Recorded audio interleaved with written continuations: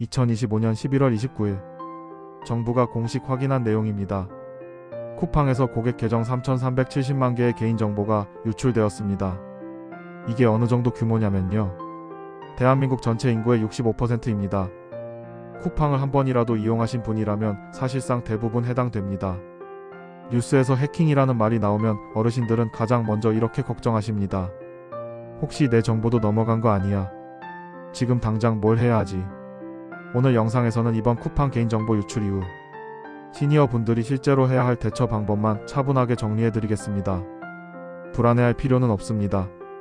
하지만 반드시 점검은 해야 합니다.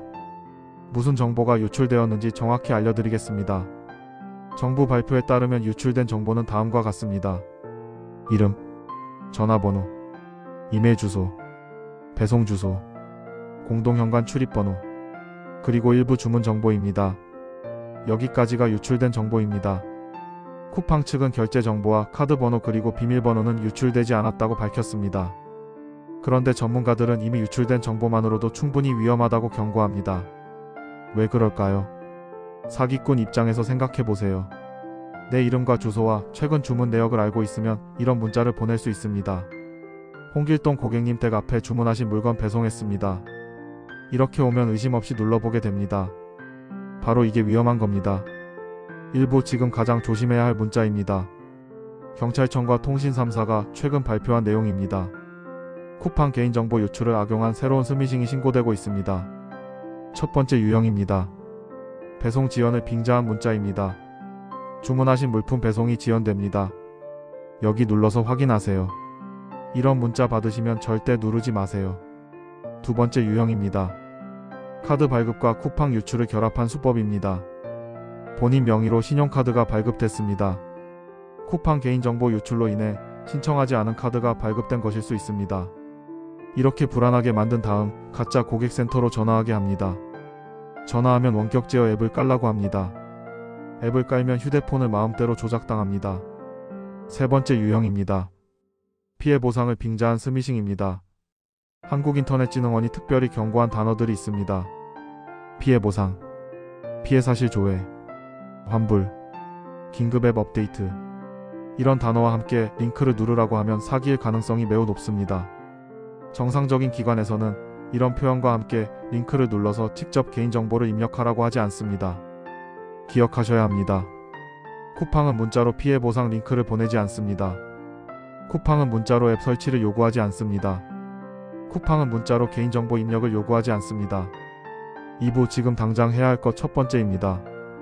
비밀번호를 변경하세요. 쿠팡을 사용 중이시라면 오늘 중으로 비밀번호를 바꾸세요. 쿠팡 측은 비밀번호는 유출되지 않았다고 밝혔습니다. 하지만 전문가들은 이전에 다른 경로로 유출된 정보와 결합해 악용될 수 있다고 지적합니다. 비밀번호 변경 원칙 알려드리겠습니다. 다른 사이트와 절대 같은 비밀번호를 사용하지 마세요. 생년월일이나 전화번호는 사용하지 마세요. 숫자와 글자를 섞어서 설정하세요. 주요 서비스 비밀번호를 바꾸는 건 가장 기본적인 예방입니다. 3부 지금 당장 해야 할 것 두 번째입니다. 결제 수단을 점검하세요. 쿠팡 앱이나 홈페이지에 들어가셔서 확인하세요. 등록된 카드가 내가 쓰는 카드가 맞는지, 모르는 카드가 추가되어 있지 않은지, 최근 결제 내역 중 이상한 금액은 없는지, 조금이라도 이상하면 즉시 카드사 고객센터에 연락하세요. 일부 피해자들 사이에서 쿠팡에 등록했던 카드로 무단 결제가 발생했다는 보고도 있습니다. 정확한 원인은 추가 확인이 필요하지만 주의하시는 것이 좋습니다. 4부 가장 위험한 상황입니다. 쿠팡 직원입니다 라는 전화입니다. 이번 사태 이후 가장 많이 발생하는 사기 유형입니다. 쿠팡 보안팀입니다. 고객님 정보 유출이 의심됩니다. 이런 전화가 오면 어떻게 해야 할까요? 쿠팡은 절대 이렇게 하지 않습니다. 전화로 비밀번호를 요구하지 않습니다. 원격 앱 설치를 요구하지 않습니다. 다른 앱 실행을 요구하지 않습니다. 정부기관이나 금융기관도 마찬가지입니다. 전화나 문자로 앱 설치를 요구하는 경우는 없습니다. 이 말 한마디만 하시면 됩니다.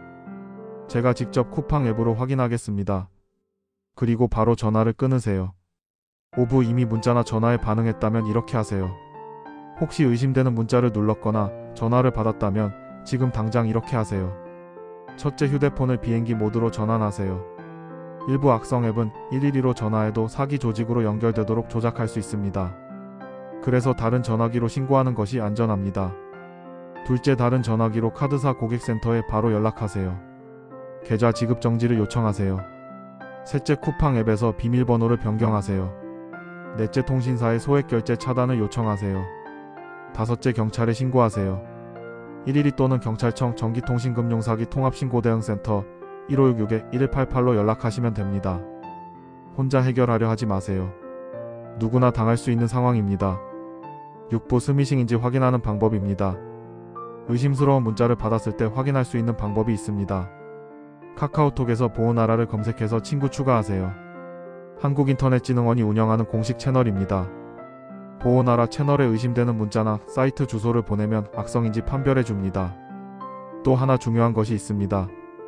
이미 악성 앱에 감염됐다면 내 번호가 도용될 수 있습니다. 이동통신사 부가 서비스에서 번호 도용 문자 차단 서비스를 신청하세요. 무료입니다. 7부 시니어가 꼭 기억해야 할 3가지 원칙입니다. 이번 쿠팡 사태를 통해 반드시 기억해야 할 원칙은 딱 3가지입니다. 첫째, 문자 링크는 누르지 않습니다. 피해 보상이든 환불이든 배송 확인이든 문자 속 링크는 절대 누르지 마세요. 둘째, 전화로 개인정보를 말하지 않습니다. 어떤 기관이라고 해도 전화로 비밀번호나 카드 정보를 요구하면 사기입니다. 셋째, 불안하면 직접 앱으로 확인합니다. 쿠팡이든 은행이든 의심스러우면 문자 속 링크가 아니라 앱을 직접 실행해서 확인하세요.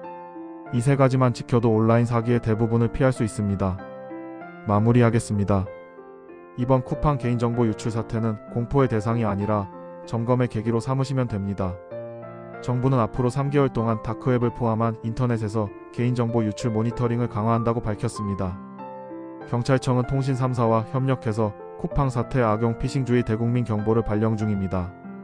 이 영상은 부모님과 배우자 그리고 주변 어르신과 꼭 함께 보시길 바랍니다. 구독과 좋아요 그리고 알림 설정까지 부탁드립니다. 감사합니다.